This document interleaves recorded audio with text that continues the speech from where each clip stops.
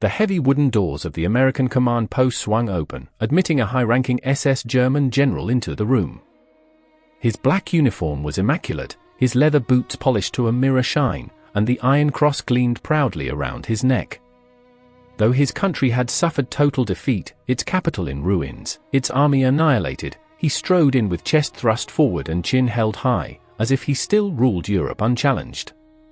The general marched directly toward the wooden desk where an American officer processed prisoners of war. Approaching the table, the SS general sharply clicked his heels together and raised his right hand in a crisp, precise military salute. He stood rigidly at attention, awaiting the customary return salute from the American officer, an acknowledgement of respect traditionally afforded to captured senior officers. But the American officer never lifted his eyes from his paperwork, never raised a hand, never uttered a word. A dead silence filled the room, thick with tension. Slowly, the American officer set down his pen and rose from his chair. He stared directly at the gleaming medals on the German's chest, then, without speaking a single syllable, simply turned his back and walked to the window, gazing outside. The SS general froze, arms still raised into empty air, his face flushing crimson. The crushing, deafening silence pressed down on him heavier than any physical blow, instantly shattering his illusion of superiority. This was no accident. It was official, deliberate, and devastating psychological warfare. It was a direct order from Supreme Allied Commander General Dwight D. Eisenhower, fully endorsed by General George S. Patton, strictly forbidding American soldiers from returning salutes to SS officers. They were ordered to deny them even basic military courtesy, to simply turn their backs. But to understand why Eisenhower, known for his calm diplomacy, issued one of the most disrespectful orders in military history, one must return to the very moment his soul turned to ice. For generations, European generals had viewed war as a gentleman's game. When a defeated officer surrendered, the victor saluted him, they shook hands, and then shared a drink.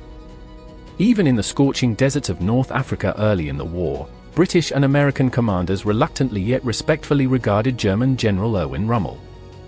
They treated captured officers as honorable men who had merely lost a chess match. By the spring of 1945, the Nazi High Command expected this tradition to continue. They anticipated sitting across from men like Eisenhower and Patton, sipping fine whiskey, and discussing battlefield tactics. They expected respect.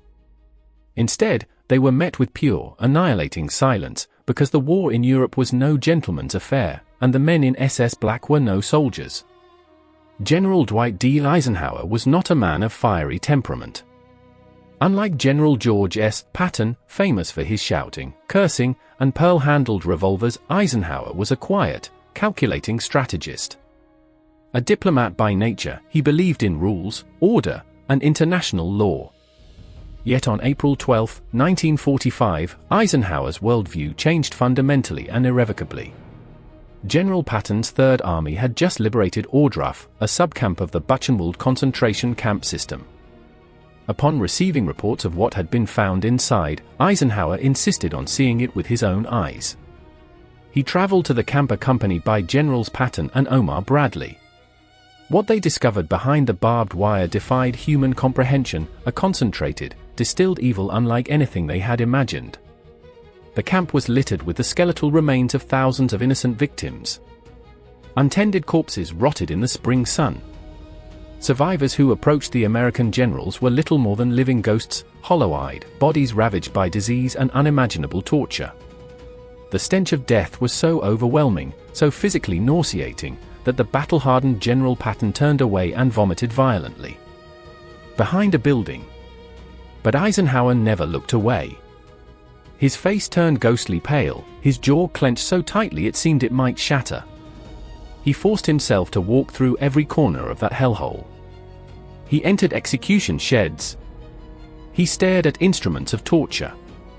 He looked directly into the faces of the dead. He wanted every ounce of that horror seared permanently into his memory.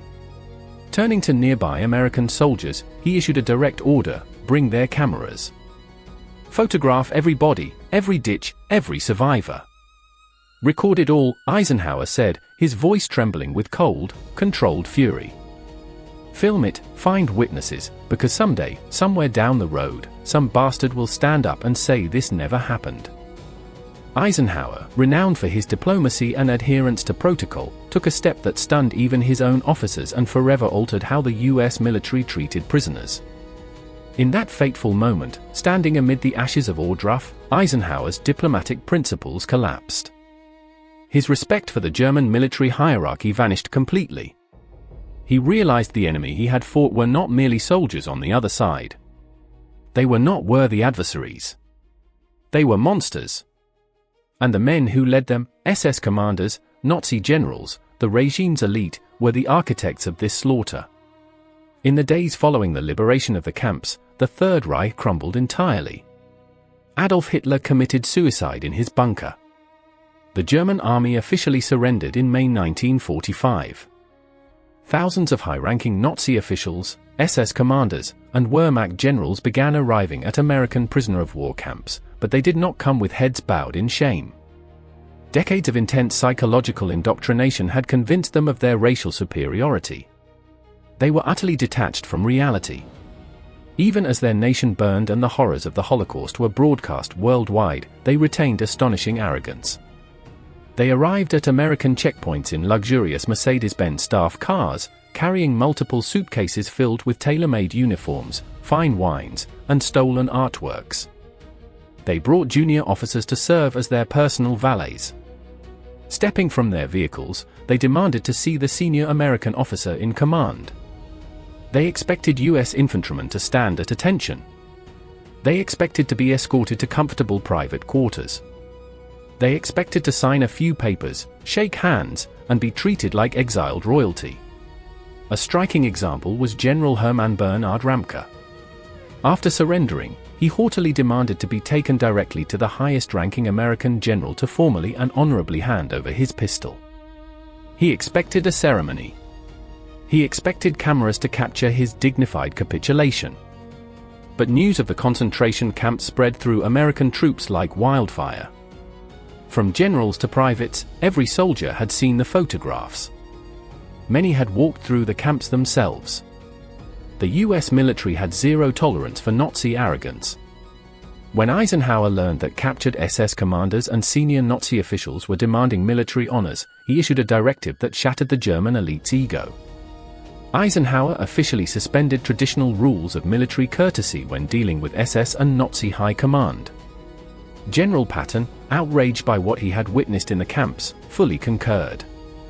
The order was brilliantly simple yet psychologically devastating. No handshakes. No return salutes.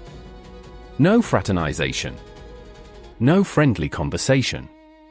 If a captured SS general entered an American camp and saluted, US soldiers were ordered to ignore him completely, to look through him as if he didn't exist. If the German demanded to speak with the commanding officer, Americans were to simply turn their backs. To a civilian, ignoring a salute might seem a minor slight. But to a lifelong Nazi officer, whose entire identity, pride, and ego were tied to rank and uniform, it was a mortal blow to the soul. It was a total denial of their humanity. When these arrogant Nazi generals entered American command posts expecting salutes, they were met with dead silence. American soldiers, dirty, exhausted, and traumatized by what they'd seen in the camps, stared at them with eyes filled with pure, unfiltered hatred. Then they turned and walked away. The psychological impact on the German generals was profound. One could watch confusion, then blinding panic, spread across their faces. For 12 years, these men had been treated like gods. Wherever they went, people snapped to attention. People feared them. People obeyed them. Their uniforms were shields of absolute power. But to American soldiers, those uniforms meant nothing, just scraps of filthy cloth. When Nazi generals demanded special meals, Americans threw standard prison rations at their feet. When they asked for private quarters, they were crammed into overcrowded, filthy pens with ordinary infantrymen. When they insisted on keeping their personal servants, Americans laughed in their faces and handed them shovels. No beatings were necessary. No physical torture was required. By simply turning their backs, Americans stripped these mass murderers of the one thing they valued more than their own lives, their pride. This cold, unyielding wall of disrespect, permeating every level of command, found its ultimate expression in Eisenhower himself, who maintained an unwavering stance for the remainder of the war. It was well known that he categorically refused to meet with captured German commanders. A vivid example occurred in 1943, after the Axis surrender in North Africa, when General von Arnim, the top German commander, was captured. Confident in his status, von Arnim expected to be brought to Eisenhower's tent for a formal, gentlemanly meeting, anticipating a handshake and a shared meal. But Eisenhower flatly refused to see him, ordering his aides to process the German general as an ordinary prisoner and lock him away immediately. Von Arnim was furious, deeply insulted that the Supreme Commander wouldn't even grant him an audience. Yet the most famous demonstration of this cold justice came in May 1945, during the final, unconditional surrender of Nazi Germany in Reims, France. The German delegation sent to sign the documents ending history's bloodiest war was led by Colonel General Alfred Jodl and Admiral Hans-Georg von Friedeberg. They expected Eisenhower to sit at the negotiation table, assuming a formal, historic exchange between opposing military leaders. But Eisenhower refused to share the room with them. He remained in his private office while his subordinate officers handled the actual signing of the surrender documents. Eisenhower categorically refused to share a table, pose for photographs, or shake hands with men responsible for Europe's destruction and the genocide of millions. Only after the documents were officially signed and the German army had unconditionally surrendered were Jodl and Friedeberg brought into Eisenhower's office. The atmosphere was glacial. Eisenhower stood behind his desk, his face devoid of even the faintest trace of warmth. He offered no handshake, no invitation to sit. He stared at the two defeated German commanders with eyes sharp enough to pierce steel. Eisenhower asked them one simple, direct question: did they understand the terms of surrender, and were they prepared to comply? Stripped of all power and dignity, the German generals quietly replied, yes. Eisenhower said nothing more. He merely nodded toward the door, signaling the guards to remove them. The meeting lasted less than a minute. There were no honors, no mutual respect, only the cold, harsh reality that the so-called master race had been utterly and finally crushed. General Dwight D. Eisenhower possessed a deep understanding of human psychology. He knew the men who had steered the Nazi Empire were narcissists who thrived on fear, respect, and authority. Had the Americans treated them as honorable prisoners of war, it would have reinforced their delusions. It would have allowed them to believe that, despite the camps and mass murders, they remained respected soldiers. Eisenhower refused to grant them that validation. By refusing to return their salutes, turning their backs, and treating them as invisible refuse, American forces utterly dismantled the Nazi ego. They forced SS commanders to look in the mirror and realize they were not supermen, not elite warriors, but pitiful, defeated criminals who would soon face the hangman. War is often associated with massive battles, the roar of artillery, and clashing tanks. Yet sometimes the most powerful weapon on the battlefield makes no sound at all. Sometimes the highest form of justice is simply to look evil in the eye and turn your back.